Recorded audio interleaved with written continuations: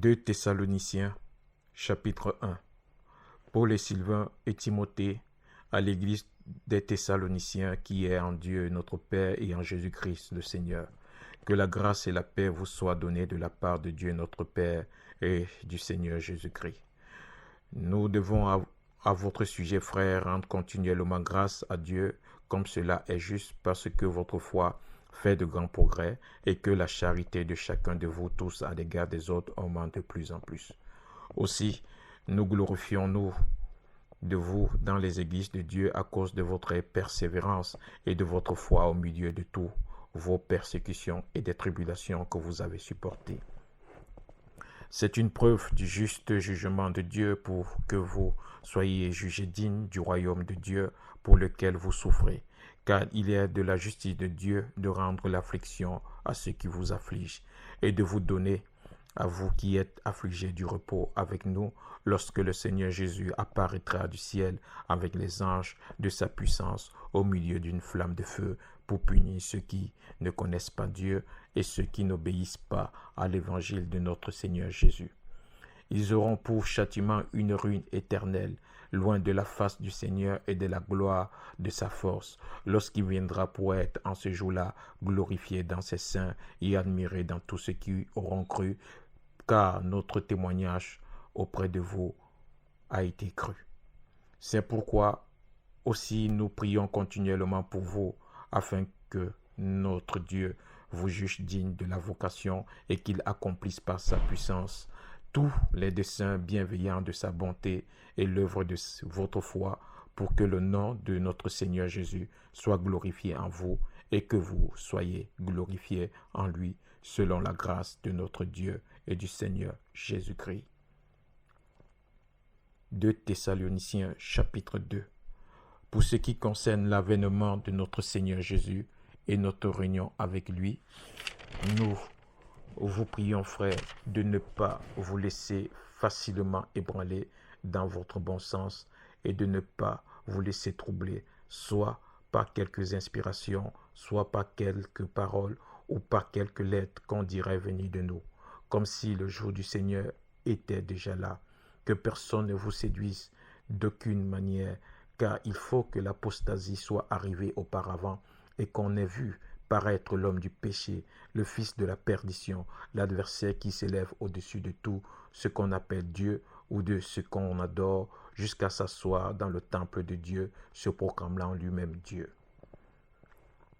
Ne vous souvenez-vous pas que je vous disais ces choses lorsque j'étais encore chez vous, et maintenant vous savez ce qui le retient, afin qu'il ne paraisse qu'en son temps, car le mystère de l'iniquité agit déjà.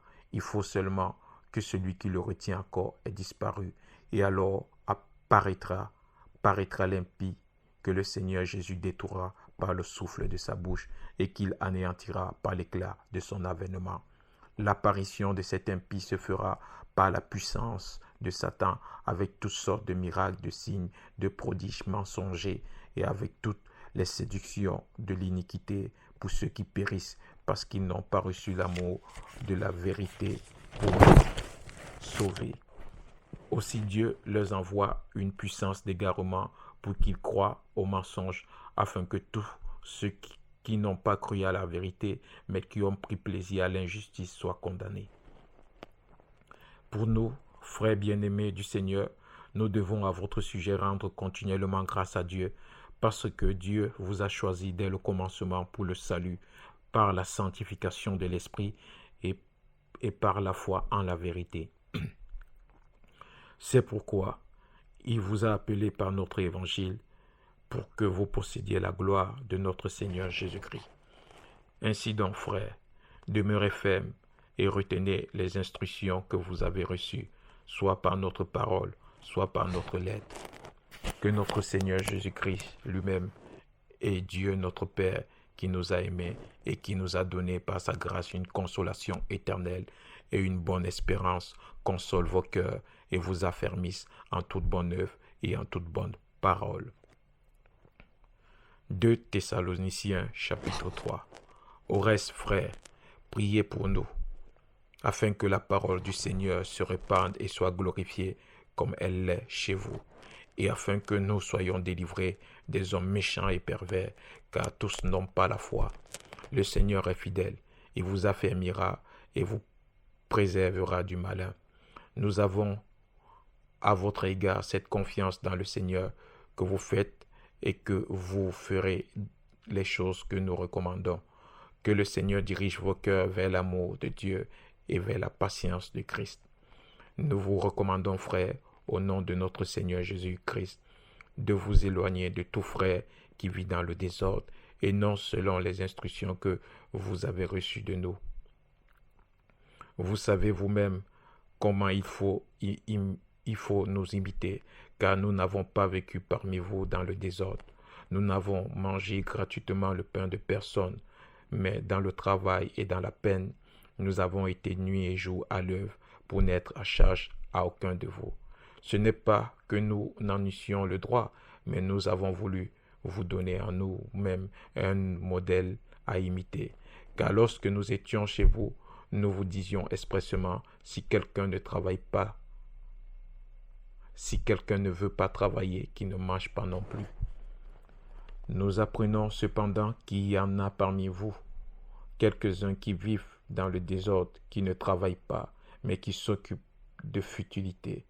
Nous invitons ces gens-là et nous les exhortons par le Seigneur Jésus à manger leur propre pain en travaillant paisiblement. Pour vous, frères, ne vous lassez pas de faire le bien. Et si quelqu'un n'obéit pas à ce que nous disons par cette lettre, notez-le et n'avez point de communication avec lui afin qu'il éprouve de la honte. Ne le regardez pas comme un ennemi, mais avertissez-le comme un frère. Que le Seigneur de la paix vous donne lui-même la paix en tout temps, de toute manière. Que le Seigneur soit avec vous tous. Je vous salue, moi, Paul, de ma propre main. C'est là ma signature dans toutes mes lettres. C'est ainsi que j'écris. Que la grâce de notre Seigneur Jésus-Christ soit avec vous tous.